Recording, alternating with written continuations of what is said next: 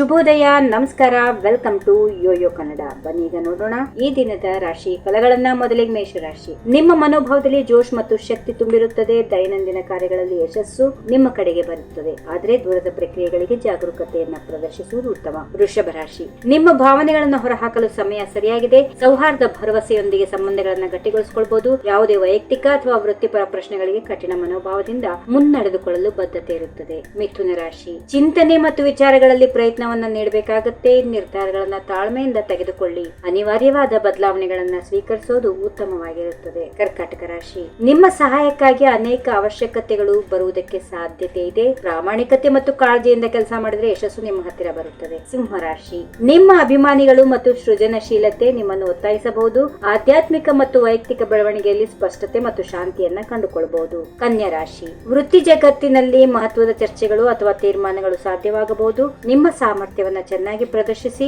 ನಿಮ್ಮ ಸೇವೆಗಾಗಿ ಅನೇಕ ಪ್ರಶಂಸೆಗಳು ಬರುವುದೇನು ತಪ್ಪೋದಿಲ್ಲ. ತುಲಾ ರಾಶಿ. ವೈಯಕ್ತಿಕ ಸಂಬಂಧಗಳಲ್ಲಿ ಜಾಸ್ತಿ ಗಮನ ಹರಿಸುತ್ತೀರಿ. ಪ್ರತಿಕ್ರಿಯೆ ಮತ್ತು ಸೂಚನೆಗಳಿಗೆ ಗಮನ ನೀಡುವುದು ಸಹಜವಾಗಿರುತ್ತದೆ. ವೃಶ್ಚಿಕ ರಾಶಿ.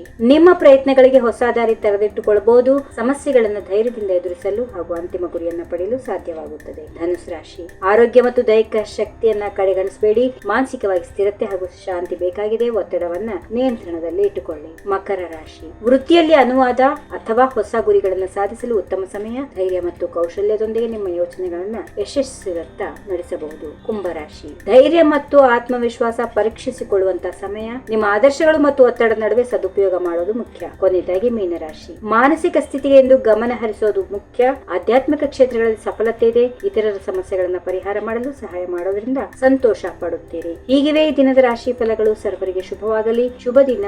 ನಮಸ್ಕಾರ. ಈ ವಿಡಿಯೋ ನಿಮಗೆ ಇಷ್ಟವಾದಲ್ಲಿ ಲೈಕ್ ಮಾಡಿ, ಶೇರ್ ಮಾಡಿ, ಸಬ್ಸ್ಕ್ರೈಬ್ ಮಾಡಿ.